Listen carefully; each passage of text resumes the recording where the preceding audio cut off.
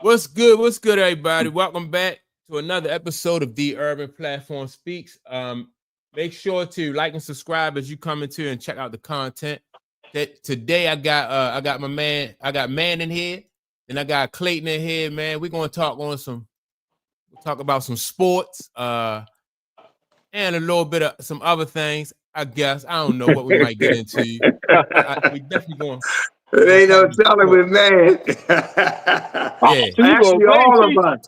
All of us. Yeah, because we got the Shaq and the Barkley right here. We ready to roll right now. But, and sports is a microcosm of life, so it always get intertwined. You right. Yeah, and that's what I like about it, man. Sports is you know what I mean, because you can learn a lot of life lessons from sports. Yeah. You know, and that's what I like about it. And with that being said, right. Yeah. I had seen a book, a magazine at the store. And I'm not trying to start that conversation, right? I'm not trying to start a debate. I can't see it. I ain't got my glasses on. What it say? Oh, okay, all right. So it says there can only be one. Yeah, there can only be one. The NBA GOAT, there can only be one, right? And so you got Kobe, you got Mike, and you got LeBron on there. And so I started thinking, right now, to us as fans, you know what I mean? Like as fans, we can go back and forth about who the best, who not the best, and stuff like that, right? But like for them, for those guys, the guys who are actually in the thick of this, like what are the implications for them? Like what?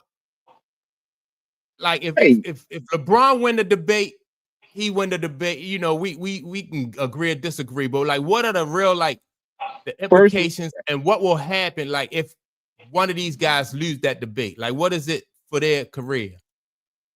Let me tell you, first of all, I'm mad at the cover because they don't have Bill Russell on there. Yeah. Okay. Yeah. How you not have Bill Russell on there now? Come on now. I'm mad at that cover now. I think if you gonna do something, you gotta do it right. You got Jordan on there from one era. You got Kobe on there from another era. You got LeBron on there from another era. So they just saying fuck them 60s and 70s and early 80s era. I would say Kareem. I would take Kareem before I take Wilt. Okay, and then, I'm talking about Russell though. I'll take Kareem before I take Wilt. I take Kareem before Bill Russell. That's what I mean. Okay. That's what I mean. But I'm just saying, you know, I don't know how you gonna go that GOAT without adding them guys too, man. Come on, man. You're disrespecting that 70s era of basketball if you do that. Well, yeah. What you trying to explain though, Mike? What you trying to say in terms of this? So my thing is right. For Michael Jordan or LeBron James, whoever come out on top of that like how serious, like how much damage would it actually do to their legacy, right? Because when I think about it and the way I see it, and just like it says on this magazine, like there can only be one, you know, so there can only be one GOAT. So what does that mean to the other guys? Like, do that guy get to ride off into the sunset, or do you like, or like, will the media just try to tear that person down? Like, you know, like, because I don't know, like, have we ever seen anything like this? Anybody like these two superstars go at it like this to this level? No. I mean, we haven't seen it, but to say the situation is this, that's a debate that can never be proven. Because everybody's going to have his own opinion about it. Yes. So the question will always be there to the end of time, or somebody just overshadows all the guys they're talking about. So the debate will never be done. Well, so I don't think it will kill any of them legacy. I think just the fact that we're talking about those individuals as the GOAT can do nothing but enhance their legacies. Period. And I thought that I was thinking about that too, like, but then I thought, I was like, can this debate, how long can this debate carry on? Like, say for instance, if you are Nike or if you are the NBA, don't sooner or later as Nike or the NBA, you have to make a choice, especially if you're Nike from a financial standpoint, because if you're Nike and you try to carry both LeBron and you try to carry LeBron and Nike, then that means that you have to split that pot with both of those guys when one guy may not even be necessary. But yeah. Go ahead, Clinton. Yeah, I don't necessarily see it like that, Mike. Mike got a contract. LeBron got a contract. That's etched in stone. I don't know if the GOAT debate tarnishes anything. Like, even if LeBron, people start saying he's the GOAT, Michael Jordan tennis shoes, they are very infectious. His product line, Nike makes so much. They're not going to stop making money off Jordans. People going to still buy Jordans because they etched in the culture, so to speak. You know what I mean? Right. So I don't know if all of a sudden LeBron keep playing, he win more championships, people start saying he's the greatest, it ain't going to diminish. It ain't going to stop them sales of Jordan shoes, I don't believe. Right, yeah, and that's what I'm saying. Yeah. So if Jordan is outselling LeBron, Kevin Durant, and everybody else, like, what do you need? What do you need those guys for? If they already selling, then what do you need those guys for financially? Like, from a financial standpoint, like, what good does it do you to carry those guys? Because if you really look at the aspect of what Jordan tennis shoes is buying, Jordan hasn't had a new design shoe in the last 10, maybe 15 years. Everything that Jordan is doing right now, and they're making the money on, is the retro looks of the new Jordans. Right. The new look of new tennis shoes is coming out as Durant's, LeBron's, and all that type of stuff. So you're talking two different types of marketing schemes. You're marketing old Jordans to new people. Okay, that's where the Jordan line is really prospecting it. Is the old line to the new buyers, and that's where Jordan. I don't even think they're going to design a new Jordan. Okay, right now LeBron and like Kevin Durant and all of them, they are new styles, new innovations, new things that go on that Nike can put in new tennis shoes, and use those guys as spokespersons for the technology of the shoe. So you can't do that with Jordan. You can't use Jordan because Jordan doesn't play. So if you say I got this new technology that will make you jump higher in a new shoe, and you put it in Jordans, how do you market that with Jordan if Jordan doesn't play anymore? Well, you're right. But you do that with a younger player. You do that with a younger player that's coming in, right? Exactly. So also, that's the marketing key between both of them. You use Jordan for who he was, and you take LeBron and the new guys for who they're going to be and who they are now. And that's how you use your marketing strategy.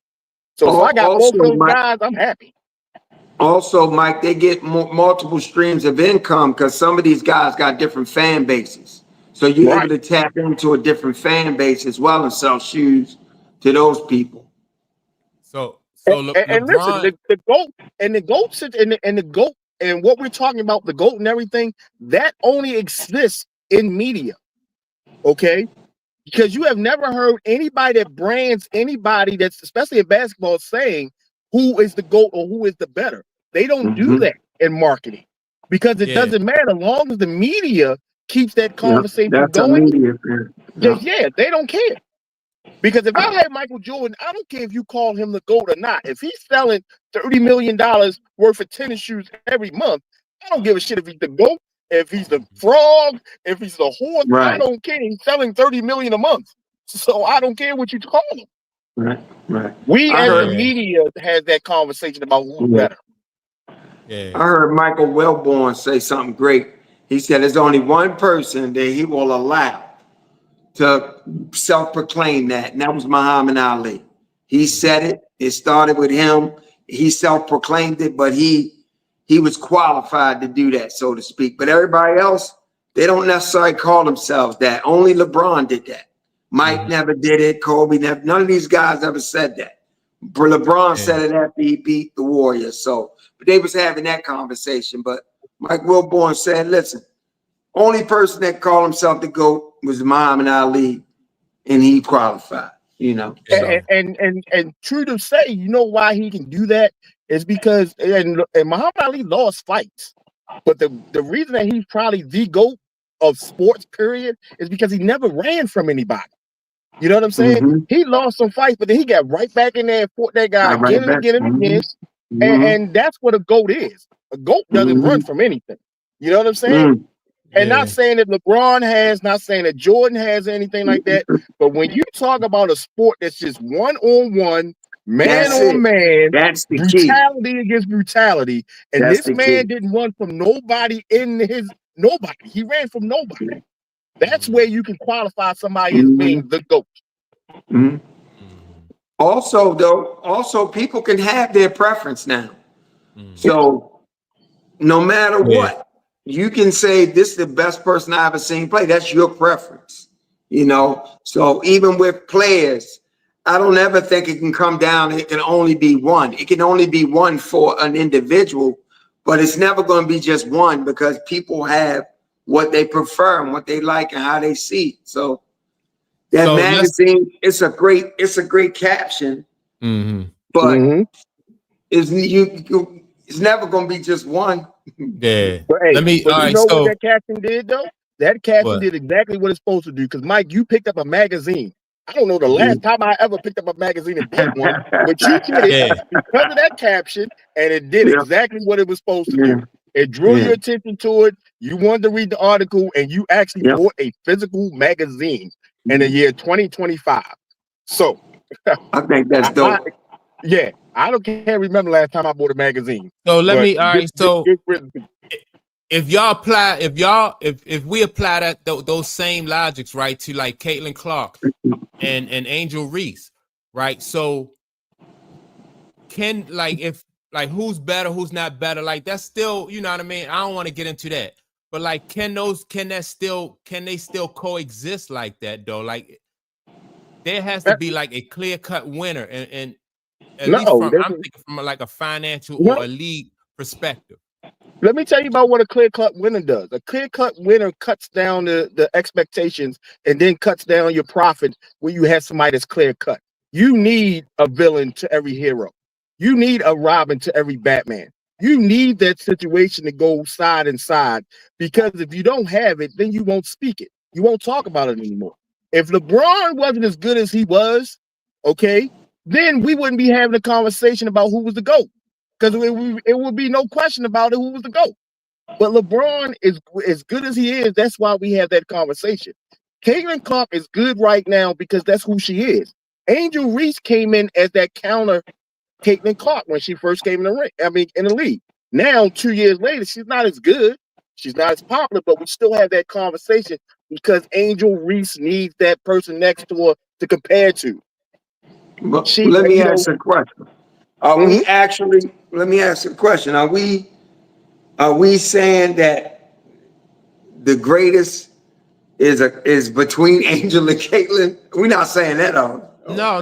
But I'm just comparing. I'm comparing debates, right? Okay. And in those debates, I'm not even like basing it on their. Like everybody know that like Caitlin Clark is a skilled basketball player. She's a more skilled basketball player than Angel Reese, right? Right. Everybody know the effect that what Caitlin Clark, her effect on the WNBA. Absolutely. So with that being said, like from a league standpoint, like will the league have to make a decision whether they have to go with Caitlin Clark or Angel Reese? You saying what debate is going to win? Who's going to win the debate? Between like that debate, how will that debate end? Is that what you're saying? Will the league need to the NBA need to make a decision on Michael Jordan and LeBron James, and then will the WNBA have to make a decision on Caitlin Clark, and so they can they can coexist like that? Absolutely not. Because the people is going to decide when it goes away, Mike. Right. So when the people stop engaging in it. When it's no longer good television, when it's no longer good content, when nobody's engaging in that debate, then it's going to go away. Yeah, but the NBA and the WNBA, they got to ride it to the wheels. They need the WNBA and the NBA need everything conversations they can get. As long as you're talking about who is the best in their sport, you got it. Because look at it this way, in the NFL right now, they don't really talk about who's the best in the NFL right now. Why they don't do that is because Tom Brady is so overwhelmed. I mean, it's so over top of pretty much everybody that's been playing football in it right now. So you really don't get that debate. You know what I'm saying? You really don't get it. I mean, you got it a little bit. If Patrick Mahomes would have won another Super Bowl, you got that there, but he didn't do it. So now it's all hush hush. You know what I'm saying? They trying to do that. Hey, depends on what you're listening to and what shows you tuning into. But he lost. The debate ain't going on like the Jordan debate is. The Jordan LeBron debate is. That debate is not going on like that. No, it's not going on like that. Yeah. It's perfect for the WNBA. It's perfect for the NBA because it's free publicity. It's all made up. Even the GOAT phrase is made up by the media. The WNBA and NBA had no purpose of making the GOAT up as a phrase for the best player in their sport. You know what I'm saying? Nobody did that but the media. Well, in all fairness, Muhammad Ali coined the phrase greatest of all time, but then LL Cool J coined the phrase GOAT. And then they took it from that. Right. In all fairness. You're right. And you're right. Yeah. And then that's how it's getting into mainstream sports. Yeah. But that debate, do you think let me ask you a question. In the 80s, do you think they had a debate who was the greatest of all time in the 80s? They weren't doing that. As far as they weren't doing that. They weren't doing that. As far as having a debate of who's the greatest. Of basketball or what sport? Like sport period. Yeah, no. You know why? It was because it was kind of frowned upon for people to like when Muhammad Ali did it back in his day. Like people, that was kind of frowned upon when he said he was the greatest of all times and stuff like that. Just like like when you played basketball back in the day, to show up your opponent, to all that showboating and stuff like that was not, it was frowned upon. So, but this is a new day and age. Guys, they're allowed to be able to be like more vocal and more showboating and stuff like that. But yeah, people didn't really do that. I may be wrong, but I've never heard Jordan say I was the greatest. He never said. I've never heard Kobe say I was the greatest. No. And I've heard LeBron say it once, but that's because the media jumped on his shit one day, and he was just like, "Look, I'm the greatest." Yeah. But it's not something that I've heard athletes, per se, besides Muhammad Ali, go and say, "Hey, this is who I am." The media started that with Michael. The media was watching what Michael was doing and started saying he's probably the greatest basketball player of all time. And that's when they started that. And then when LeBron came into the league, he's being compared to that. So now that's the dialogue in the media. Hold on. You're right. Remember, before LeBron even jumped in the league, he was named King James before he even got into the league. Right. He was named King James. Right. But when Mike was playing and he was doing all he was doing, they wasn't comparing Mike to a player from the past necessarily.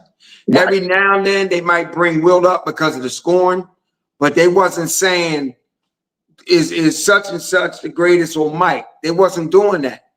Right. But then as Mike went through his career and got toward the end, they started saying he's the greatest of all time.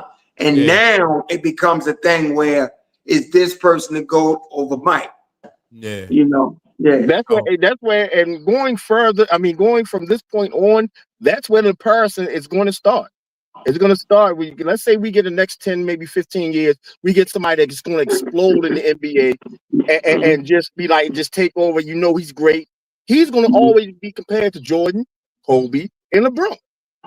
That's it. Everybody wants to make a Mount Rushmore of what's going on. It's a media thing. It's a media thing. Yeah. Kent Carlson says that hope not stirring the pot to speak. CC just shows and let me see, and not have to speak. Her game shows it, right? And so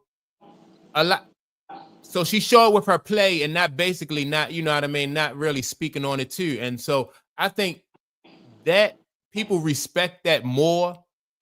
You know what I mean? Like when you go out there and you play and you show, they respect that more than like a person who is like more flamboyant and boastful about it. What do y'all think about that? Well, I think you're right. But the problem with that situation is it's hard to market that. You know what I'm saying? To make a marketing scheme, and you want a good guy, you need a bad guy, you need a good guy. You know what I'm saying? And you need them to interact with each other to make it a better marketing ploy. Yeah. So what Caitlin Clark does, she doesn't speak. She just plays her game. She plays it well, and she shows it on the court.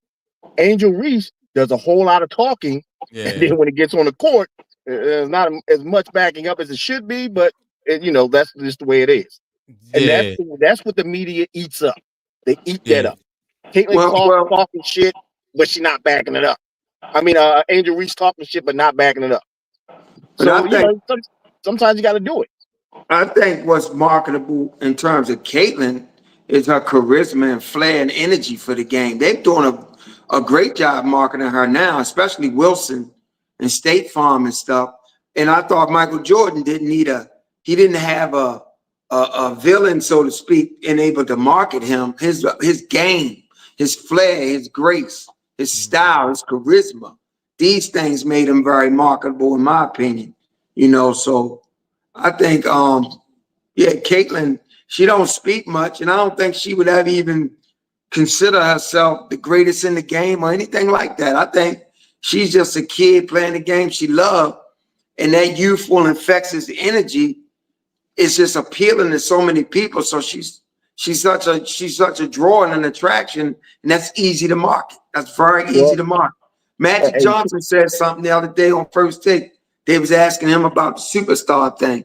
Was Tyrese Halliburton a superstar? So Stephen A said, define a superstar. He had a great definition. He said a person that can go on the road and sell the building out. That's a superstar. And I love that definition. He didn't say nothing about basketball per se, although basketball was part of it. He said a person that can go out on the road, sell a place out, or a person that you run at home from work because you got to watch them. You running from it, you gotta watch them.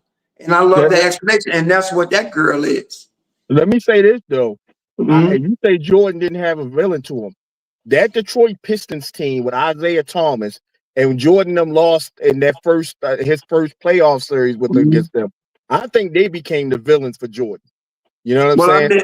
I meant he didn't need. He was being marketed before that. Yeah, right. Yeah, that's all. He didn't need it, but I think that made great watch basketball. Michael Jordan, his brand, when he lost to Detroit, and then the next year he just keep getting closer, and then he finally hammers Detroit, and now it starts that Jordan era. We going the 3-peat, and we're great now. So it's when it comes to sports and people watching, people always wants to get the best out of both teams. See one team fall and see their favorite team mad. And you got to market that if you're in the sport of, what they're doing. One team is going to get bashed and one team is going to win. And the fans of each other, let them debate it out in the media and stuff like that. I think that's great to promote games. I think that's beautiful to promote games. Yeah. That whole storyline, the villain, the getting over the hump. So now you can have people tune in to watch the game. But to market individual players, their charisma has to be something that's electrifying. Like look at the finals that's going on right now. Yeah, they're pointing at each individual person per se, but the media is like the Indiana does this and OKC does that and matching with each other. So it's more about the teams in this finals than it is about the individuals. Well, let me ask y'all this. All right, so when you bring up this finals right here, so when you take Halliburton on one end and then you had the kid Shea on the other end, which one of those guys you think just have like the charisma, or do you think either one of those guys had a charisma to carry the NBA into the next generation? Like, which one of these guys is going to be that dude? Yeah, I don't think it's going to be one dude no more. Yeah, in my opinion, it's not going to be one dude because it's not going to be one dude. Yeah, because the NBA is changing that. It's in a changing mode. You're not going to have just one. You're going to have one influential guy, but then he's going to be surrounded by a whole bunch of good role players, and that's what's going to change the dynamic of teams. You can't have that one Steph Curry and not have 2, 3, 4 other people around him that can take up the slack if he goes down. NBA just not going to be built like that no more. I think Shea is smooth and he's a better player, but I think Tyrese has more charisma. Tyrese has this look about him, this energy about him that a lot of people will fall in love with him, whether he win or lose, whether Indiana win or lose. I believe those that are tuning in are starting to become a fan of this kid because of his charisma. You know, I think he has. Shea great though. Shea is great, and Shea is smooth. He's real smooth, you know. But Tyrese shows some animation at times. Yeah. I think that charisma and stuff is only going to matter to those outside companies that want to get them for sponsors. That's where that charisma and stuff is going to matter. But as far as NBA and what the NBA can do, I think they're going down the right path of saying, yeah, these are great talents, but look what else is around these great talents. You know what I'm saying? So let the sponsors work all that out. Let them figure out who's going to be the next person. I just meant attracting a casual fan. A casual fan will like you because of your personality. Right. Yeah. I just think that I mean, sometimes some of like if what's the kid named Halliburton? Some of his antics or some of like that, sometimes that stuff can like backfire on you, because I already hear people talking about like front running, like when you. And that's the thing, like when you winning and you're doing well and you're celebrating and stuff like that, that's cool. But then when you lose, you have to maintain and keep that same energy that you did. Like for instance, like Reggie Miller throughout his career, you know, like he's known for that choking sign and stuff like that, right? And so, but you still with that, I think that puts more pressure on you to win when you're more animated and you're more, you know. You do all that celebrating and stuff like that. And you're absolutely right. But and in the same aspects, though, do we even talk about Reggie Miller? That's what I'm saying. You know, like right. That's what I'm saying. So yeah. So when you're that animated and you don't provide, don't nobody talk about you no more. Well, basketball purists and sports media people and stuff, when you really dissecting basketball and talking about its history, Reggie Miller's name gets brought up a lot. But I'm going to say this, Mike, as far as Halliburton, it's not boisterous. When you listen to him in the press conference, he's very humble. That's what I mean by his personality. He talks real high of Shea Alexander, Shea Gilgeous. He talks high about OKC, how difficult it is. He's not like, it's just that he's loving the game. So he's putting energy into it, and he's real, he's them theatrics it's just him. It's fire, but it's not boisterous. It's not like that. So I don't necessarily see it as he has to win, and if he don't, it backfires, because when you listen to him talk, he's down to earth. He's like, he has respect for the game, and he loves the game, the X's and O's, the strategy behind it, and he gives OKC a ton of credit. Ton of credit. Hey, and let's just be honest with each other. Winning overlaps you, okay? If you win, you know, that proves a point. You know what I'm saying? If you so loud and you lose, then you look like a bad guy. But if you loud and you win, then, you know, people praises you at that point. So let's be realistic about it. You can be a winner and be an asshole and people not like you. Yeah. But that is so, and I mean, that is so true, but you could also be an asshole and win and people will like you. Yeah. So, well, you know, it goes both ways. Winning cures a lot. Put it that way. Winning helps a lot. I think you can find a lot of people that would say that, like Kobe, Mike, and LeBron, all three of these guys can be assholes. So you're right.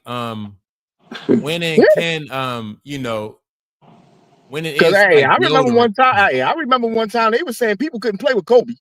Yeah. Because Kobe was so boisterous and Kobe wanted it done his way all the time.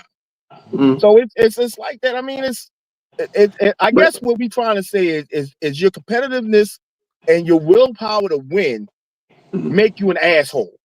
You know what I'm saying? Does that make you an asshole? I'm saying, does it? I'm not saying it does. I'm asking, does it?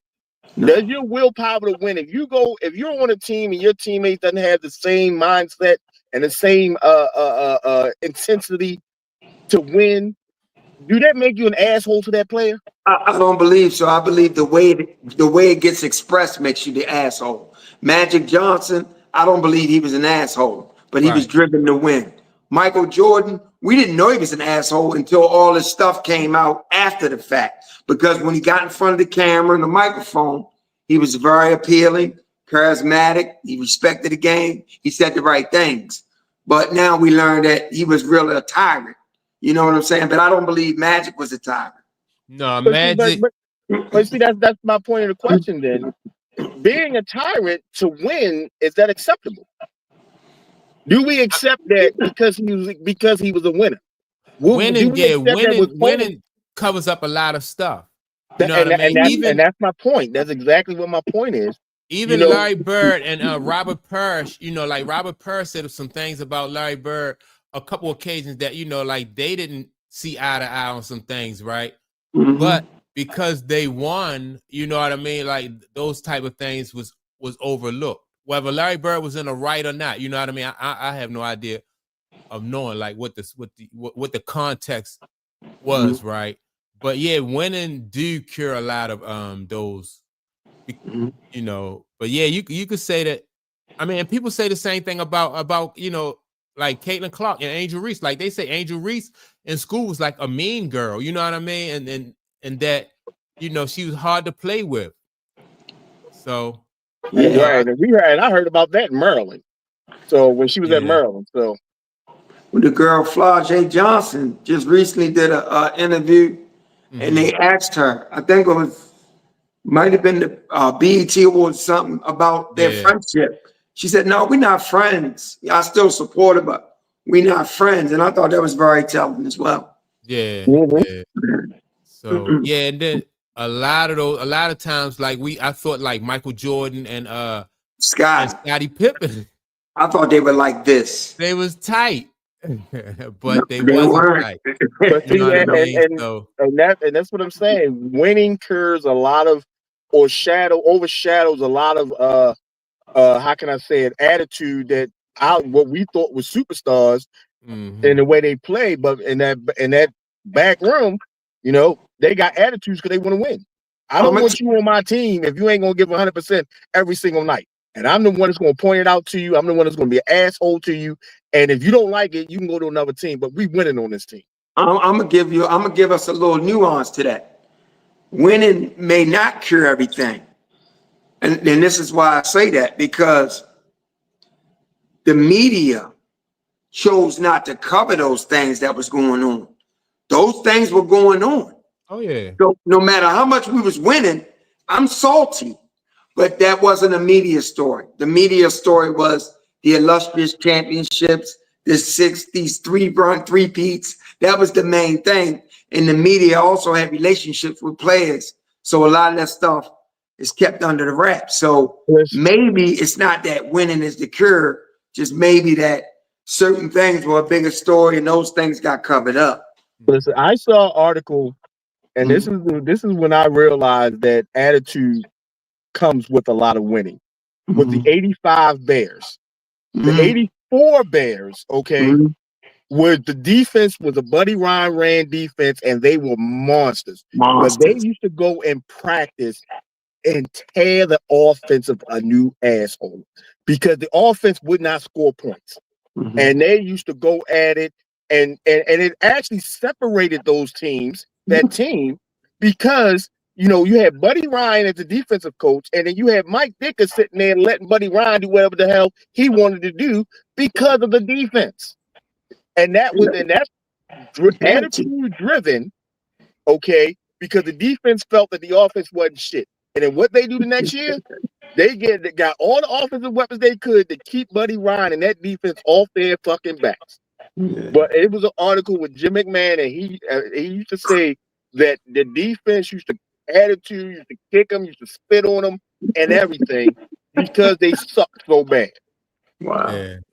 But the media didn't carry that because the Bears was just that, one of the greatest, the 85 Bears was one of the greatest teams ever in football. Yeah. Jim, what's good, Jim? Hey, what's happening, fellas? Mike and Jim. Hey, look, so let me ask y'all this then. Mm-hmm. So, number one, are players today more media savvy than players in the past? That's number one. And then number two, do players today need to be more media savvy than players in the past? Absolutely. Social media runs the world right now. So they need to be conscious of everything they do, everything they say, everything they post, everything. because one misconstrued situation or post or word or something like that can change their whole career. So they have to be media savvy. Well, with that being said, that's why I don't understand. Like, why are all these? How come you have so many of these young ball players and making so many public mistakes? You know what I mean? Like, and having these issues. If they are more media savvy, they grew up in the media world. But when Mike and Isaiah and Magic and Bird and all, even though it wasn't a lot of media around, they knew not to do certain things in public and not to say certain things. It's the same reason that you got athletes, superstars having babies by gold diggers. It just happens. You know what I'm saying? Yeah. It's just part of the game, man. You know what I'm saying? Yeah. It just happens. You know, gold diggers been having babies since the beginning of time.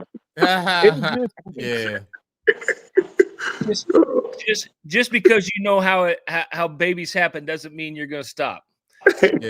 And just because you grow up in a media-centric social media world doesn't mean you're good at it, right? The key to your question, Mike, was savvy, and it takes some intention to be good at something. Yeah. I'll add this, Mike. I think a phenomenon got ushered in that changed the dynamics of players and how they present themselves in media. And I think hip hop is one of those things. I also think Allen Iverson is another thing. And social media is the third thing. And Tupac Shakur is another thing.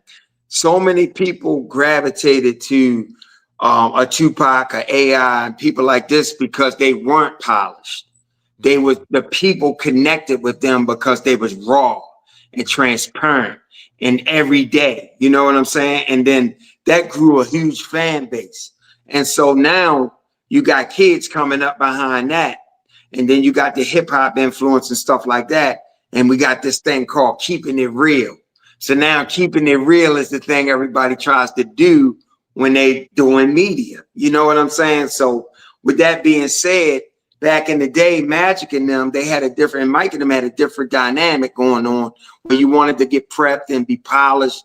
But nowadays, it's just keeping it real. And also the attention span is so short. You can make missteps. You can make mistakes. You can get exposed. That shit go away in 10 minutes, man.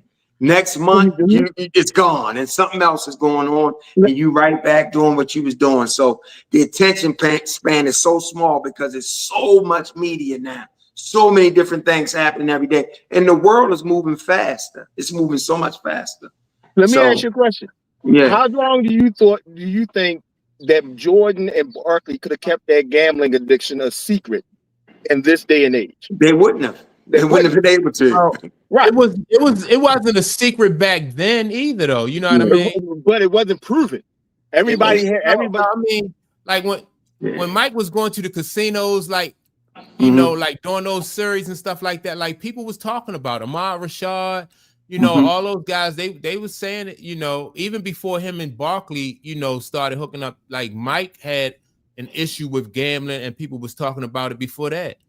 But you remember, Mike used to gamble on road trips, you know, with the team and stuff like that. So, I mean, I'm just saying, it would nowadays be more prevalent because it will be more emphasis on it. If Jordan was walking into the casino every night and somebody had video of it because they taking it on their camera, instead of somebody saying, "Hey, Jordan, are you addicted to gambling because you're going to these games, you know, these gambling things?" And so it's more realistic now because it's more, you can see it. Instead of people talking about it, now you can actually physically see the situation. It wouldn't have took a sports beat writer to break the story. Now that it's just been boom, social media would have been viral. Yeah. And back in the day, the beat writers didn't want to be the first one out there to expose it.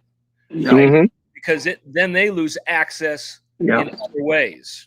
Yeah, right. So many ways. Yeah.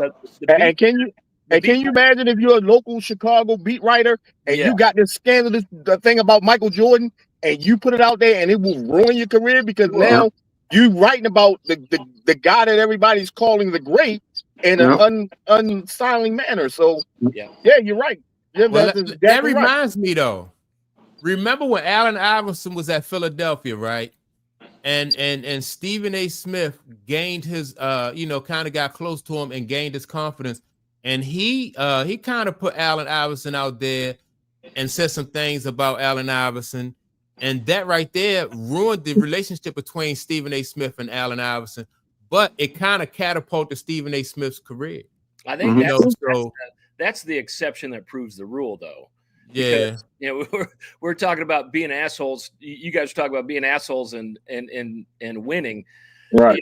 In the world of sports press, we're now in an age where being an asshole is kind of set you apart, right? Right. And so now to be new, to be different, there's a lot of folks, and Stephen A. is one of the first to kind of figure this out.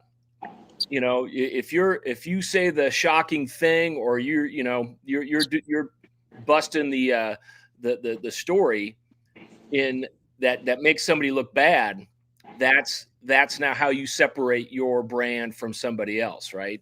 Mm-hmm. Yeah. It's right now. It's about the first person that gets it and the first person to put it out there. You always want to be the first, and you want to be controversial when you do it. Yes, because the more people tune into controversy than they do reality, and that's the key to it right now. Because let's not forget, at one point in time, everybody watched the news because that's where they got their information from. Now, I can't remember the last time I watched the local news. You know what I'm saying? I'm getting all my information off the internet. You know what I'm saying? So I get more information off the internet than I receive from my local news that comes on at 6 o'clock in the afternoon. You know what I'm saying? So it's all about who can get it and how shocking they can get it out there to you. And it also depends on who the subject is, right? You were talking about AI being different and new because he kept it real. He was, he was true to his own identity throughout. Mm-hmm. That didn't always play well with certain demographics. No. And so if you're rolling out some bad news about some cat who the majority of viewers are going to say, well, I never liked that guy because of the way he portrays himself, you're going to get a pass, right? They're not going to look at who's telling the story. It's all about the subject. And let me say this too. Let's go back to the Fab Five, okay, and how controversial the Fab Five was, okay. But yet only 3 of them made it to the NBA. Mm-hmm. You know what I'm saying? But the whole Fab Five team was controversial. Mm-hmm. But they were a part of our culture, and we loved them. Mm-hmm. So it's like you said, when you go to the fact of being controversial, Chris Webber, controversial because he wasn't he was good. You wouldn't even consider him maybe the top 5 players of that year, but he was good, and he made a mistake, and they lost the championship. You know what I'm saying? They didn't win. They didn't win anything. Okay, Fab Five didn't win anything. But yet we talk about Chris Webber because of the controversy Chris Webber really brought out there. I thought Chris Webber was better than top 5. Yes. Well, man, what did that? Let me ask you a question. And what did he do with that? They went to the national championship as a freshman. He didn't win anything. Anything. I'm just saying they started 5 freshmen, man. They went to the national championship game and didn't win anything. It's all right. He can't win by himself. That's all right. They win against a better team. Okay. Sometimes it's okay to lose to a better team. And then what happened the next year? What happened the next year? They lost. Exactly. North Carolina. Exactly. But what I'm saying is you can lose to a better team. That don't stop your greatness. I'm not saying you can't lose to a better team. What I'm saying to you is this: the controversial with Chris Webber and the Fab Five. Okay, then let's talk about it because they talked about it. If they wasn't hip hop mode, in the hip hop frame, wearing black socks and long shorts and being controversial about their speech, we wouldn't be talking about them. Right? We wouldn't be talking about them. They even said it. When they came out at the Fab Five, they wanted controversy. They wanted people to talk about them on and off the court. Yeah. So that's what I'm trying to say. The controversy part brought the Fab Five out to us. And also the way they played. Chris Webber was a man-child, man. But he didn't do anything. He did a lot. Just because he ain't win a national championship, you want to discredit everything else? I mean, yeah. Come on, man. Yeah. Because he didn't win anything in the NBA. He didn't win anything in the NBA. Well, but man, we were texting this morning about Sacramento going into the playoffs and just they couldn't. I was talking about Jason Williams. I'm talking about Jason Williams. Yeah, I'm talking about Jason Williams. And what team did he play on? And what he played on that Sacramento team. Yeah, he did. And hold up. And why couldn't they get over the hump? It was because of Kobe Bryant. Yeah. So one thing I hope watching this series, this NBA final series, I hope people finally get it embedded into their mind that team wins championships, not individuals. And it doesn't make an individual not great if he doesn't win a championship. I hope this final cement that. Teams. Shea Gilgeous is the man, he's the star. But team, that boy Williams, Jalen Williams, they ain't have an answer for that guy last night. You know what I'm saying? It's teams. It's Halliburton and them. It's a team. That's what I hope comes across. That was a great game. That was a great game. Yes. Yeah. So, going forward, then, what are y'all expecting from that series? Then, from OKC, Indiana, what y'all expecting? That's a dog fight, man. That's a fist fight. I love it. Yeah, it's a prize fight right there. That's a prize fight. Yeah. The NBA needed it and they got it right. They needed it, they got it right. And as great as this series is, guess what, fellas? The viewership ain't that high. It's not. It ain't. Nope. No. It's because you got two small market teams. It's not that high. Yeah, with no superstars on it. Yep. It's not that high. But I will say this. Whoever wins this next game wins the series. That's what I believe. That's what I believe. Yeah, I believe whoever wins this next game wins the series. What are they going to First, they want to get the 3 wins, huh? And where's it at? OKC. It's in OKC. Yep. It's in OKC. I thought last night, man. I need to change the subject real quick. Oh, okay, well, go ahead. Can we talk about nobody? None of the teams right now is knocking on Milwaukee's door for Giannis. Well, they can't right now. They can. You can. What you mean? The two teams? What do you mean? No team at all? Listen, what I'm saying to you is this. I saw an article yesterday where there is nobody offering anything for Giannis right now. The hottest person right now is Kevin Durant. Well, it's the hottest one right now. That's because Giannis may stay in Milwaukee. But that's because Giannis said that he's not necessarily looking to be moved out of Milwaukee. It's not that nobody's interested. No. Giannis is talking about staying where he's at. No, they said the reason Giannis is talking about staying is because there's no interest in Giannis right now. I don't know about that. That's what's been reported. I don't know about that. There's no interest in Giannis right now. Why? Nobody's knocking on the door for Giannis. But why? Why is that? Because he might stay. He want to stay. I saw something different. Hey, I think it maybe is the fact that Milwaukee they know Milwaukee's going to want a truckload backed up to it for it. And if you trade him now, you got to pay that Giannis salary too. Let's not forget about that now. So that may be some of the things that's keeping Giannis from moving to another team. But dude, and when is Giannis' contract up? Has he got 2 years left or maybe 3? How many more years he got on this contract left? I know. Whoever, all right, in order to get Giannis, I know you're going to have to you had to give something up.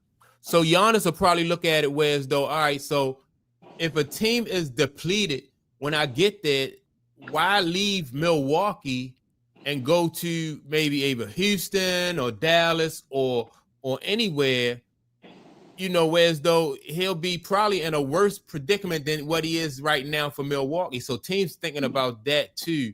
Like, what do we have to offer for him? And then what's going to be here when Giannis get here? Yeah, I heard Wendy report that Giannis was saying that at this point in time, he has no interest in going nowhere else. That's the report I heard. Yeah. You know, see, I like I said, I heard totally different. He hasn't been going anywhere else now, but there's nobody knocking on the doors for him. Right now, the hottest one is Kevin Durant right now. That's what everybody's knocking down, Kevin Durant. And the reason why Kevin Durant is because Kevin Durant want out and they want Kevin Durant out. It's just like if you live in an apartment building and they talk about we can remodel and you've been complaining the whole time you've been there, so both of y'all want out. The tenant want out and the landlord want the tenant out. So I tell you what, don't let them come to the Knicks. Don't let Durant land in the New York Knicks. I'm hoping he does. It's a wrap. I heard 3 teams: Minnesota, Houston, and Miami. I heard New York this week. Oh, okay. I heard New York too, but I hope he don't go to Miami. Yeah, Minnesota, I heard that too. But I heard the Heat too. I heard the Heat too. Matter of fact, yeah.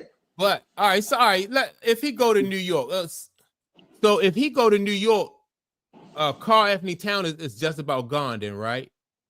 I don't know how they work it out. I don't know. Karl-Anthony Towns. I put him next to him. You said what? They're gonna play right next to each other. No, I said I would put him right next to him. I wouldn't get rid of Karl-Anthony Towns. Oh, Karl-Anthony Towns is one of the top 5 centers in the league right now. I wouldn't get rid of him if you don't have to. Yeah, I don't think they're gonna be able to keep Karl-Anthony Towns. I thought I heard them said it like Karl-Anthony Towns, like if they do a deal, if New York do a deal with Phoenix, then Karl-Anthony Towns will be in Phoenix, and then Durant will be in New York. So, dude, if you do that, then New York is in the same spot to me that they were, because Karl-Anthony Towns, his offense was a little off, but he was there for defense. You know what I'm saying? With these fast-paced guys now that's going up and down the court now, you got to play some defense somewhere. And as much as I respect Kevin Durant, I don't see him playing defense against Indiana. I don't see him playing much defense against Cleveland. Not protecting that rim, he won't. Yeah, that's what I'm saying. You need a rim protector in that East, man. Yeah, that's the reason that the Knicks went and got him in the first place, because they needed a rim protector. Yeah, well, if New York can get Kevin Durant without giving up, depending on what they can give up, then that makes them more viable. But like if they got to give up a lot, right? I put it this way: with Karl-Anthony Towns, you went to the conference final. I would not get if they say Durant for Cat. I wouldn't do it if I'm New York. Wouldn't do it. I think with Durant on them team, those role players, because New York got a lot of production from them role players, and I think those guys would play even better because Durant he demands so much attention and stuff. I think it'll lift the whole team up. What? Right, I think he would. Better at what end? The offensive end? Yeah, on offense. Yeah, I already thought they played solid defense. Yeah, you got those same guys because a lot of the good defense was coming from the role players as well. So I think they'd be fine. I think Durant will make everything. It'll lift the team up because he demands so much attention. If they get Durant and keep Cat in that core, I'm gonna do the same thing I do every time Durant gets traded to another team. They're going to go to the finals. That's it. They're going to go to the NBA finals. I thought every time Durant gets traded somewhere, the team he's going to is going to go to the finals because he's going to make them better. I think even if Cat not on the team, I still think. Because nowadays, you're just looking at, like I say, you look at what we're looking at now. You got 2 superstars can score like that. And them role players New York got, they grimy, they gritty, they hard hats, they hard workers. Yeah, but I think they could do it. And Clay, they need the right coach. I agree with you what the finals is looking at, but I think the finals that we're looking at isn't an offensive finals. I think it's a great defensive final. I think these teams in here play great defense that set up the offense right now. I think it's both. There wasn't much defense last night. Yeah, I think it's both. Well, I'm gonna say this, Jim. They made it tough on Shea last night. He was making hard shots. Yeah, they did play good defense. They're playing a physical game. They're playing physical game. Yes. But the offenses were on fire last night. The offenses were scoring. I didn't think Indiana was on fire last night, but that's neither here nor there. Yeah. I mean, Yeah. Let me ask y'all one more question. What was the score after the first quarter, though? Yeah, they had that shit. At halftime, they had 60. Yeah. But I'm just saying that second half, they wasn't. They were grinding. Yeah. But I'm sorry, Let me ask Mike. y'all one more question about New York, right? Okay. Brunson, and y'all don't think that Brunson and Durant will need a point guard with them? Y'all don't think they need a guard with those two? No. I think they need a guard. I think it'll be just like him in Phoenix. Kevin Durant need a guard, and Brunson is a shoot first guard. I think they're gonna need, like, more of a guard. But yeah. Durant is so multifaceted, man. He can handle the ball. He can distribute. He can shoot. He was multifaceted in Phoenix too, and they needed a guard. But they didn't lose because they didn't have. Durant wasn't the person that needed the point guard in Phoenix. Devin Booker was. Yeah, that's true. They didn't get the production from Devin Booker. What's the dude name? It's not Beasley. Bill. Mm-hmm. Bill need a point guard, and I think that I think that team gonna need a point guard if with those guys. No, I just see New York. They got to the final. Yeah, that whole construction. That whole construction of that Phoenix team, I think, was just doomed.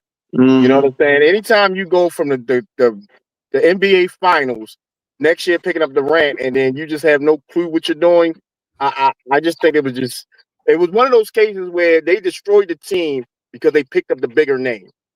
And I think teams need to move away from that. Just because you're a big name, that don't mean you gel.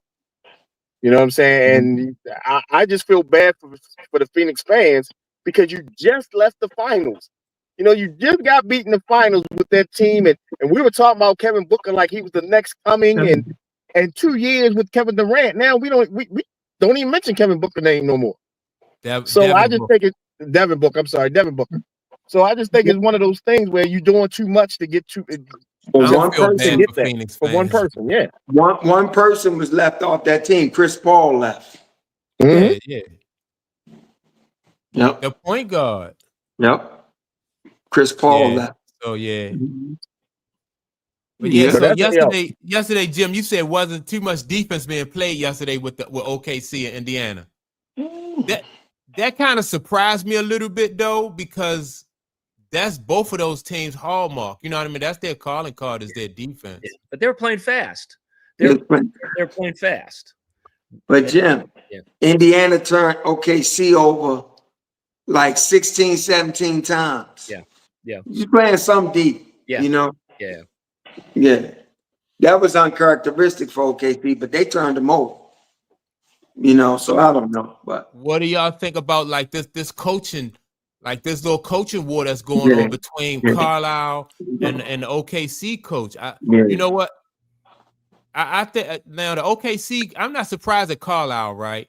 Because you know what I mean. We already knew that he could coach, but this OKC coach, he kind of holding his own. This young guy holding his own in there, man. And they making some adjustments halftime and game adjustments. They were really driving to the basket a lot. OKC was driving to the basket a lot. They kind of stepped away from being an outside first offense and their half court.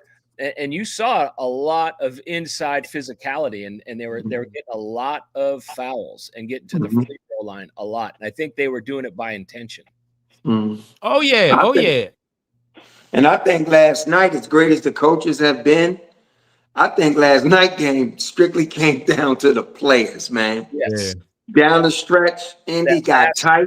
They missed some crucial free throws. And that Shea hit a big three with about 3 minutes left in the fourth that brought the game to 1. When he hit that three, I knew OKC was going to win. He brought it within 1 with that big three.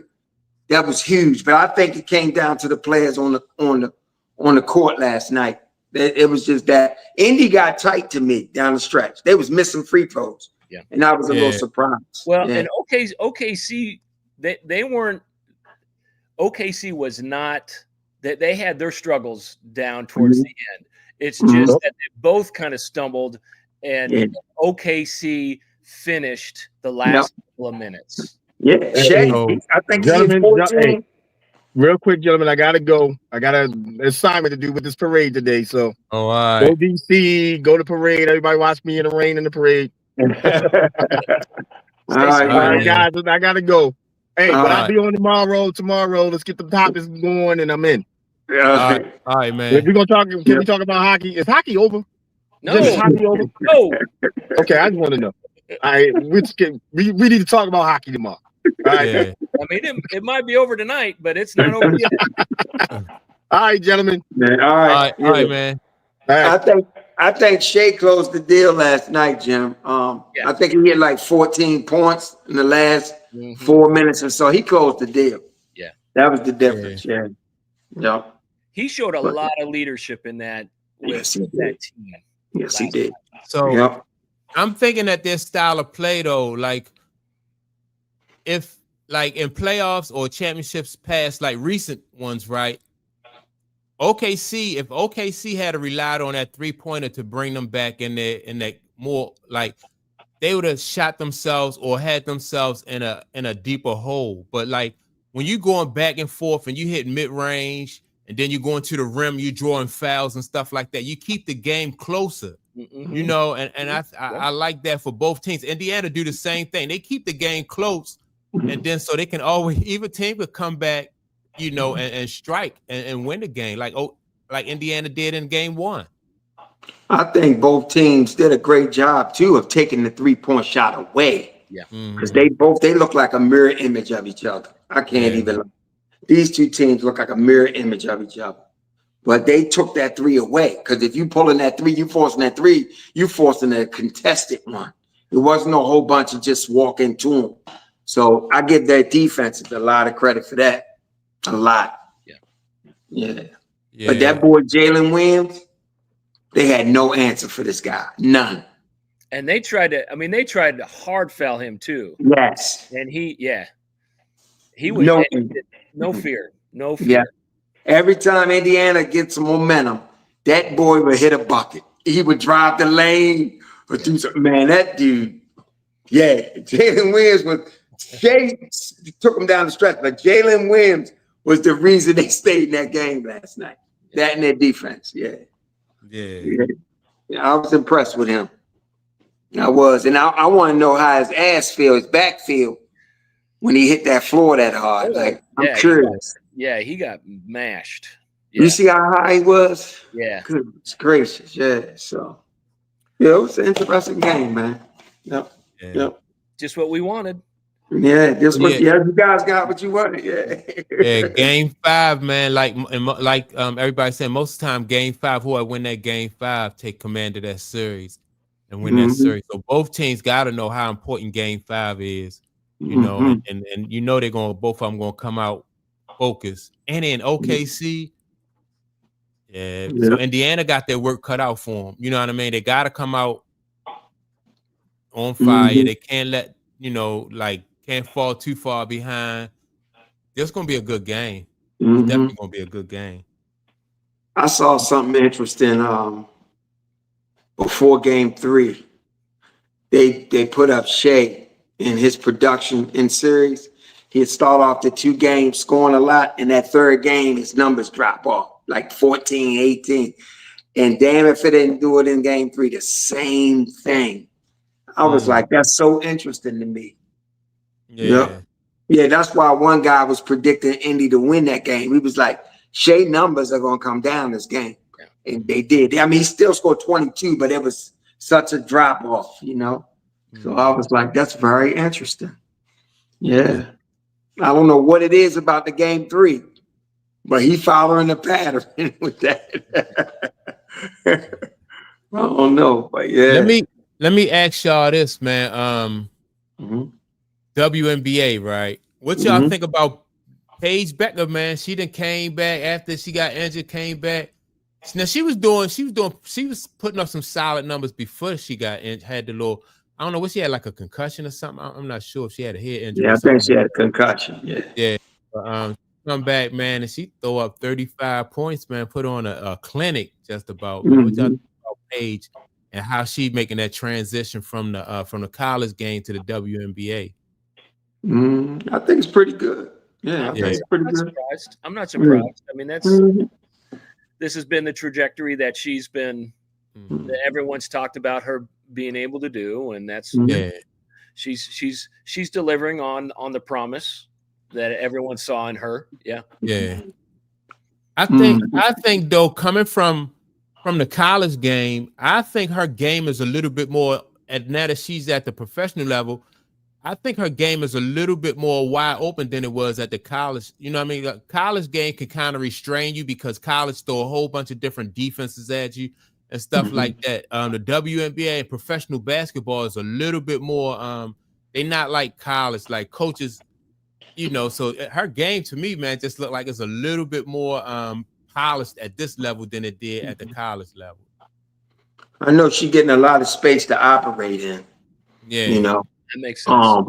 Yeah, she's getting a lot of space to operate in. That game was her best game so far, but I think early on she struggled. Her efficiency wasn't there early. She's falling into a groove. I mean, she got everything in her bag, you know. So the thing is, how long will she be in Dallas? That's what I'm watching out for. Yeah, because they can't win no games, and you know, it's a UConn. You can say what you want. It's a UConn bias in the WNBA, so they're gonna get up off that squad. Well, I mean, if Dallas is smart, they'll leverage her and get some young multiple things in return. Yeah. But they gotta get her on a better team. And I'm surprised because of Enrique there, but you know, they just don't play. Their defense isn't great. She's a good defender though, but their defense as a whole, Paige, she plays pretty good defense too. But as a whole, they don't play great defense, and so it's gonna be interesting. But transition good. Just another Minnesota kid doing well. I just like her because she can shoot the three, but I just enjoy that mid-range game, man. Cause to be able to find them soft spots, you know what I mean, like in the floor that offense, and that means that everybody is moving, you know what I mean, because you're not going to an area that's already occupied. Everybody's moving, and you going to the ball is ending up where that soft spot is. So I just enjoy watching that kind of basketball. But he did a nice shot too. She came, she did a spin, took an extra step, went up and did a circus off the. It looked real sweet. It was sweet. Yeah, and she's smooth with it too. She is smooth. It was sweet.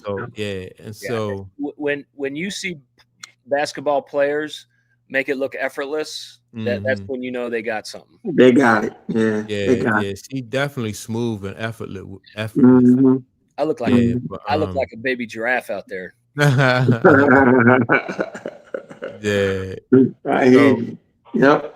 Hey, are y'all surprised though by Atlanta, man? The Atlanta Dream, y'all surprised by them? They 7 wins and 3 losses. After I watched them play one time, I wasn't. Yeah. But in the beginning, I didn't have that expectation for them. Exactly. But watching them, but the girl Jones and Granda down and Howard, they are good. They are good. They are legit. They 7-3. Minnesota. Who beat Minnesota? I'm trying to think. Was it Atlanta that beat them? No. Phoenix handed them. No, Seattle. Seattle handed them their first loss. Was that the Storm? The Storm. Oh, okay. The Storm. Yep. Yeah. So they 9-1. Then you got New Yorkers undefeated, man. They getting ready to take their first loss today. Who they playing? Is Indiana. Caitlin coming back. She back. Yeah. Yes. She's coming back today in Cambridge. I'm going out on a limb. Caitlin and them gonna shoot them down. But it won't matter because it won't be a signature win because Jacquel ain't playing. And they just lost another girl. Had to go back to the EuroLeague to play for a minute.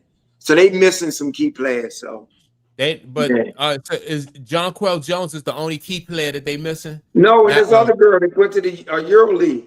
She not playing either. What's her name? She good. She good. Yeah.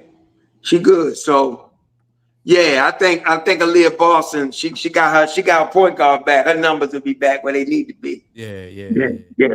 So I'm going with Indiana today. Is it that Maureen Johannes? The Not her. Okay. What's the other girl name?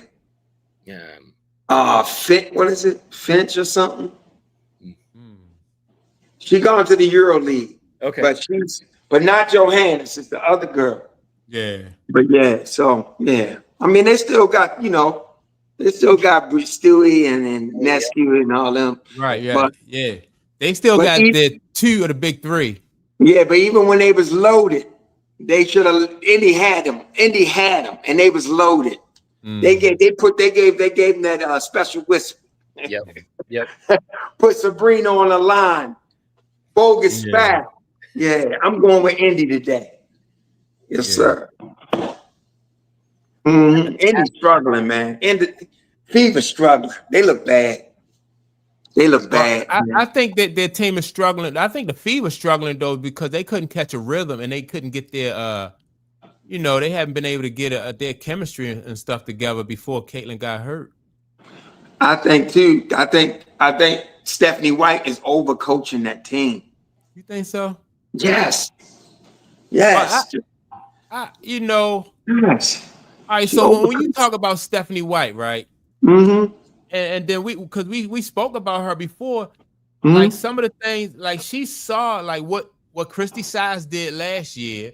And so it was saying to me, she'd be like, all right, so I kind of like got an idea of what to do and what not to do as far as this team concerned. But I don't know. The problem with her is she has a system. She know what I'm saying? So, and she's trying to make them players fit into her system. Yeah. You got that. Sides had a system too last year, though. And but after the All-Star break, Sides realized put the ball in Caitlin's hand and let them play make. That's what I'm saying. All right. This is who that team is, huh? I'm listening. Doing the same thing. Go ahead. I'm doing the same thing. If I seen that Christy Sides, she waited until after the All-Star break. That's why they even brought her in. To build around Caitlin Clark and to put the ball in her hands. Yes. And you're right. And what I'm saying to you is, but Stephanie's not doing that. She's not. Well, she keeps putting this emphasis. Crazy. Well, hold on. We had a small sample size before Caitlin got hurt. That's true. Right. So I think I'm going to reserve. That's fair. I'm going to reserve judgment until I see what happens with this next couple of weeks. That's fair. And you may be right. You may be right. She may be pushing Caitlin out of position, but yes. Yeah. And then now I'm not saying that's what she's going to do. I'm just saying thus far what I've watched. Yeah. This is what she's doing. She's trying. It's so much emphasis on defense. It's so much on you want the ball moving at a half second and stuff, but that's not Caitlin. Caitlin play makes. So, she sets everybody up where she wants everybody whipping the ball around, going to a certain spot, taking a shot. It's not Caitlin. Well, let me ask y'all this because some coaches had a philosophy. You can do almost anything you want on offense, but we're going to play defense this way. Mm-hmm. So when you go down that other end, as long they allow you that amount of leeway. Right, but Stephanie White has emphasis on both ends of the floor. She don't want the ball in your hand more than a second. She wants the ball moved around to the open spot. She not a lot of dribbling. She came out of the press conference one time, too much dribbling. I mean, she has a mindset on both ends. And I'm just saying, like, at some point, Indiana, after the All-Star break, they was running people out the gym. They were scoring damn near 100 points a game, putting the ball in Caitlin's hand, letting her push pace and play make. That's who she is. You know what I'm saying? So to me, you build around that. But they brought in Stephanie. She knows basketball. She had a relationship with Caitlin. We'll see what she does the rest of the way. I'm just saying what she's done thus far, And even Aaliyah Boston, their best work is that pick and roll game with Caitlin and Aaliyah. Aaliyah started off the season, her best her best start. She best hospital. That was her and Caitlin. Since Caitlin been out, her numbers are down. You know what I'm saying? And and when she takes the ball out of Caitlin's hand, it's difficult for them to get Aaliyah good shots and stuff. So I don't know. I think she should just built around those big three. And I'm gonna tell you another thing I think she did. She need to start Lexie Hall, man. That girl playing basketball. Yeah.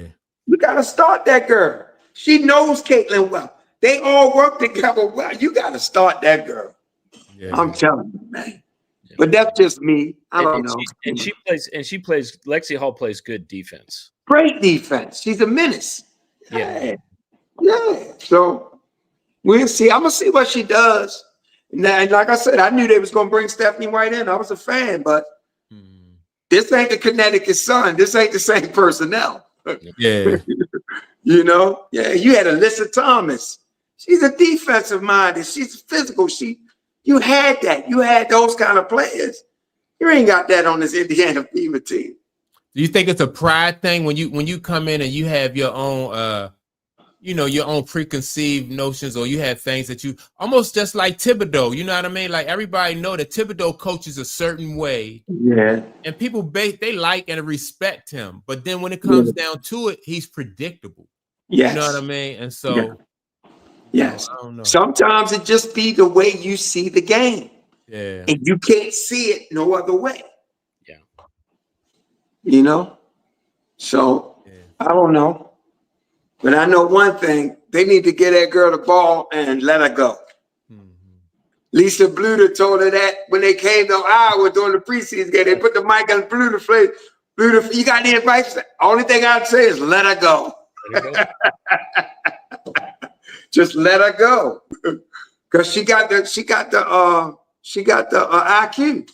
She's very cerebral, you know? Mike, did you freeze up? Yeah. Mike. Oh, you froze up. Yeah. Oh, you I froze up. Yeah. So yeah. Let me ask y'all on another topic, right? Y'all, what do y'all think about the Colts? Now they have 3 new owners, the sisters, the Irsay girls. What y'all think about that?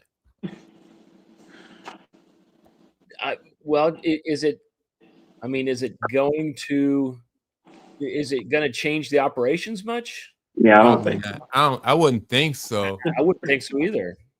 Not unless they start having male cheerleaders. But other than that, I don't think it's going to change. Yeah. Because I don't even think Jim was really making any football personnel decisions. He had people in place for that, right? Yeah. They based, and it's like 3rd generation with these 3 girls coming in. It's like the 3rd generation. You know what I mean? They inherited the team. Yeah. But, I thought that was 3. The sisters great running thing. Yeah. So the Colts need to get a quarterback though. Yeah. I know. I'm hearing people say that he's turning it around. I don't know. Richardson. Isn't he still hurt? I don't know. But yeah, he didn't even make the OTAs yet. I think he hurt. Okay. Yeah. I would get maybe I'm thinking of Jones. Maybe that was who they were talking about. Yeah, they got Daniel Jones up there. Yeah. I would still get a quarterback. Yeah. If I was them, if Cleveland waived one of these guys, I might. If they waive Shador, I would bring. I know they ain't gonna waive Shador, but if they waive Shador, I'd bring them in. Shit. All right. I want to ask y'all this question right here. This beef that's going on. I don't know if it's a beef or this back and forth that's going on with Michelle Beadle and Stephen A. Smith. He just took her job. If you Michelle Beadle and you see Stephen A. Smith, is it on site for this dude or what? She talk like it is. Yeah, she talk like if she ever sees Stephen A. Smith, it's on site. Yep, she talk like it is. Yeah. What you think about the situation, Jim? No, I mean, yeah, that's gotta sting, right? Getting Yeah, getting fired for your nemesis, like the guy who you getting replaced. Yeah, replaced by the guy who just who you really don't dig, you really don't like. Yeah, and now they getting rid of her for Stephen A. Smith. Yeah, but her beef should be with Mad Dog. With Mad I think Dog, it's his network. Huh? I think it's his network. That is his network. Yeah, Mad Dog Radio. Yep. Oh, okay. You're right. Yeah, you're right. Mad Dog Radio. So Mad Dog had to speak on it. I'm getting ready to prepare my shit. Mad Dog had to speak on it. Yeah. So, man. I'm sorry about that, dog. Mad Dog is on Stephen A. Smith, his show. On First Take, but they gave Stephen A. radio show on his network. So this might be Stephen A. Smith might have orchestrated that then. Yeah, he have. Never know. You know, Stephen won it all. He told Charles Barkley, I ain't spread too thin. I'm gonna go in because Barkley said he's doing too much. I mean, Stephen A. Smith is on every he on in the mornings, then he doing the basketball games, then he in the afternoons. He everywhere. He got his own podcast. Yeah, I can't watch the NBA pregame with him and Big Perk. It's just unwatchable. It is unwatchable. Wow. Jim, I agree with you 100%. I don't watch Stephen A. and what's the guy named Perkins? Yeah, Andrew Perkins. I don't watch it either. Wow. It's brutal. Yeah, I very seldom be seeing the pregame or anything, but I hear you guys. I don't like Perk that much because Perk, to me, he's trying to kind of be like Stephen A. a little bit. Yeah. Does that make sense? Yeah. I can see that too. He comes off a little bit. He just comes off as being a character. Yeah. He's not being himself. Right. Somebody who's just almost not like You're always looking for them one-liners. Yeah. Trying to get them one-liners off like Shannon. Get those folksy country one-liners in. Yeah, he does. You're trying too hard, dude. He's trying too hard, right? He's doing too much. But yeah, man. If Michelle Beadle do run across this dude, I just hope that it's like somebody got a camera or something. I hope they got a camera or something. They could just so I can see what she do to him, Jack. Cause it's gonna be on World Star. He is not playing with her. Michelle Beadle is not playing with her. Huh? Stephen ain't thinking about her, man. Yeah, man. Stephen A. Smith, he ain't thinking about nobody, man. He just I mean, is this retaliation though? Was this Stephen A. Smith doing this because of the stuff she said back before COVID, right? She was taking. I was wondering. She was taking shots at him back in the in the teens, right? 2010s. Yeah, and so that's what I was wondering is Michelle Beadle. I mean, is Stephen A. Smith just coming back at her the way he, I don't know. I mean, this drama though.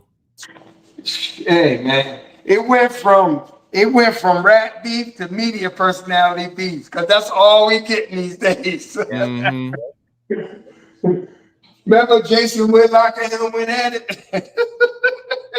Well, who did Jason Whitlock go at it with? Stephen A. Oh, yeah. He started calling him out for them lies in his book, and then Stephen A. called him a fat bastard. Oh yeah.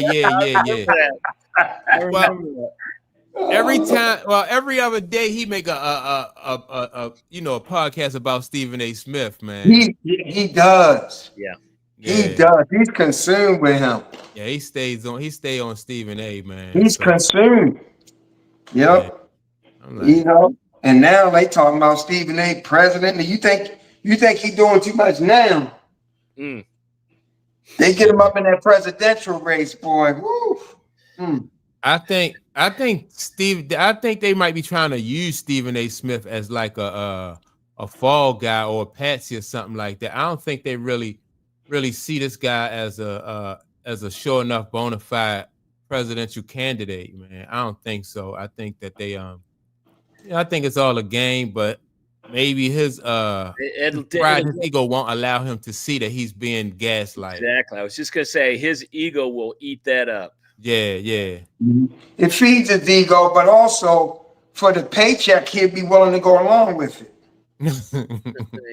Yeah. I really believe that. I really believe that. You know, he says, when I wake up in the morning, first thing I think about is how can I make my boss some money? And I'm gonna get some of it. This is his mindset. So yeah, and it feeds his ego. He gets that persona and the perception like he really doing things. He you know, big guy, well connected, mover and shaker. All that shit feeds his ego. Go Stephen A. Smith. He got to be careful with that, though. Show him the plan. This the plan. We want you to play a role. Remember, he's on General Hospital now. He's got a scene on Law and Order. He's got a character on Law and Order. So he knows how to be an actor. He knows how to play a role. So they'll pay him play a role. Yeah. He'll go for it. Shit. I mean, he's been putting on a front for a long time. Long time, man. I love it. I think he's extremely entertaining. Yeah, it's entertaining. Yeah, absolutely. That's why he's successful. Absolutely. Yes, it is entertaining. That dude is entertaining. No, I'm not mad at him at all. You know what I mean? That's why Whitlock wants a piece of it. Yes. How about that, Jim? Don't let Stephen A. Smith fall on his face, man, because then Whitlock will never let him live that damn. Oh my goodness, Mike. He will never. He'll go live 24/7. Did y'all see the latest on Stephen A? Huh? You see the latest? I gotta tell y'all. So, you know, cameras everywhere. He's at the game. He's supposed to be watching the game. Yeah. Somebody caught him on camera and got behind his phone while the game going on. He playing solitaire. Yeah. So they said the dude's supposed to know so much basketball that he ain't even watching the game. He playing solitaire. Because you know some of his takes have been questionable. And people wonder, is he really watching these games and all that? He's sitting there playing solitaire. So he came back and said, I can definitely I can multitask. I can play solitaire during a timeout. So you know the internet, somebody brought another angle out. It wasn't a timeout. It was doing gameplay, right? So he lied. Then he came back and showed his screen. He had a split screen on his phone. Solitaire up top and the game underneath. So he said, I'm playing solitaire and watching the game. They brought out another angle. Showed his phone close. It was no split screen. I said, man, they won't leave through the lawn. But it was funny as hell, man. He said he lied too. And every time he lied, he get caught. He get caught. Yo, that internet don't play, man. Nah, they don't play. The internet does not play. But Stephen's the kind of guy that it doesn't matter as long as people are talking about him. Yes. He knows a lot of equity in that. It's a lot of equity in having your name being talked about all the time. Yeah. All the time. So he loves it. Yep. He loves it, man. Right. But man, I don't know. So man, I just wanted to bring that up, man. I thought that Michelle Beadle and Stephen A. Smith beef, man, was funny. She brought up something about he said the wrong player name, didn't even play. Yeah. She said, if you guys want to continue to listen to I forgot the guy's name, she said, but he wasn't a player. Stephen A. said something about him not being in the game. So, you know, she want him. Yeah. Yep. I don't know. We see her Superman go. I wonder where she do Spurs radio? Don't you do Spurs play-by-play? I don't know. That's all I knew. She had that podcast, but I didn't know. I think she worked for the Spurs too, I think. Yeah, she probably did. She's got other things. She's got other irons in the fire. Yeah. But at least she was honest. She said, I ain't gonna lie. I feel some type of way about this. She was like, I feel some type of way. Yep. She said, I don't like the way it feels. And Mad Dog, he was like, he was saying that shouldn't have made an announcement. They should have just moved on, you know. But he understand, but he was saying that you just moved on. It happens, you know. Yeah. So, yep. Do y'all think it's too much exposure for Stephen A? Huh? Do y'all feel like it's too much exposure? Like he on too many different platforms, though? It doesn't seem like it these days. What you think? I don't think. Yeah, it don't seem like it's having a negative effect. I'm not a big fan, but I mean he's grinding, man. He's working, and yes, he is. But look, with Charles Barkley, I kind of can like Charles Barkley, like you know, I kind of get where Charles Barkley is coming from because you know, like if I'm Charles Barkley and I'm going to a network and I see how they work Stephen A. Smith, I'm like, nah, man, I'm not. Y'all not gonna work me like y'all work Stephen A. Smith. You know, like you know. And Pat McAfee, he get almost just as much money. It don't be none of that. Yeah. Right. Exactly. Yeah. But Barkley, for a minute there, Barkley was everywhere too. Yeah, he was. You guys remember? Huh? Now he probably tired of all that though. He was like, nah, man, I'm ready to slow down. He was everywhere. He was doing a show with Gayle King on CNN and right. You know, and stuff like that. So and doing I think Stephen A. called him out about that. Yeah. So I don't know, man. But run it back. That's her podcast. Run it back. Run it back. Yep, that's the podcast. She does that with those. Oh, who are those? Who are those two guys? That it's a daily NBA podcast. Yeah. Okay. What did they do? Lou Williams. Is that the one he was on? Yes. Yeah. Okay. And I forgot the other guy. Lou Williams. Cunningham, or who's the other guy? Yeah, that's when she flipped up and said nigga. Remember? Yeah. She flipped up and said the N-word. Yeah. Okay, I didn't know that. Yeah. And Lou Williams laughed it off and said, I forgot what he said. I remember that. Yeah. Chandler Parsons is the other guy. Okay. Yeah, I remember that. I do remember Lou Williams like taking her, you know what I mean, like covering for and something like that. Yeah. But I like I said, she didn't. She was saying it came. You can tell she said it a lot. Yeah. But it just came out, you know. But she wasn't being malicious. But you could tell she talks that talk. You could tell. Yeah. But I also believe she dates. I also believe she dates black men. Yeah, I do. Yeah. So not to get all into that, but you know how it's easy not to say that? You never say it. Never say it. Don't slip up when you. Yeah, if it's not part of what you say and do. Yeah. Right. I'm trying to remember if she was reading something and it said something. It was like close to that, and then she, you know, sometimes you misread or something like that. Yeah. Nah, she said it. Yeah. They all bust out laughing, man. Yeah. Because they knew it was going to be some backlash to it. No doubt. Yeah, they knew it was going to be some backlash to it. Yep. I'm getting my little meal ready so I can sit here and watch. 9 minutes, man. 9 minutes. So I can sit here and watch Ponytail Pete. Yeah. I'm great. I'm going to get off here too, so I can watch. I want to watch that game. And the Liberty beat him, man. I don't want to hear you tomorrow, Mike. Those Liberty. Hey. Because I know you're going to give it to me. Hey, them Liberties, man. They that big three. I ain't even know Jonquel Jones wasn't even in there, man. I got confidence in Stewie and Sabrina Ionescu. I still got confidence in them two, man. Man, Stewie can't do shit with Aaliyah. For real. Stewie got a better game. She can't do nothing with Aaliyah down there. Well, Aaliyah's just too big and thick for her. She's just too big and solid for her, though. Yes. But but Aaliyah Boston can't play Stewie either, though. I don't know, man.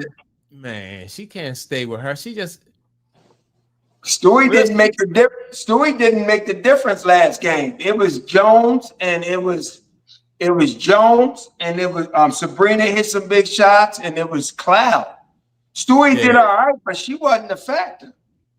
The older players, man, these young girls starting to get with them. They are. They starting to get with him. The only one they can't mess with is Fee right now. Yeah. They starting to get with him. Yeah, because I'm surprised that the Aces are losing the way they losing. Yeah. And you see your girl point output, her production, Asia, last couple games? No. She man, they kept in the teens. She had like 13 or something, but again, she left the game with an injury, a head injury. Okay. But yeah, them girls getting with them girls, them young girls coming in. They saw Caitlin coming in and reasoning them with that confidence and brashness. These girls coming in the league, they respect it, but they ain't bowing down to it. Right. Yeah. At all. Yep. It does feel different. Yes. The last couple of draft classes, it feels different. It feels different. It's a different league. It's a new guard, you know what I mean? That old guard, they ushering, you know, because it used to be, you know, like the older girls. I mean, the league was older too. The league is getting younger. Yes. So you are seeing those, you know, like Paige and you know, Sabrina Nescu and all those young girls in there. So it's a younger league. And these girls ain't coming in. They're not coming in sitting on the bench. Right. You know, waiting to start. They coming in ready to play. Yeah. They're taking spots. They're taking spots. Yep. Right now, to me, right now, the leading rookie of the year candidate is Kiki Arifin. Yeah. Over Paige. Paige had that big night, 35 points. But other than that, but Kiki been balling. Well, she's playing fearless, man. She's not afraid of anybody. She ain't afraid of nobody.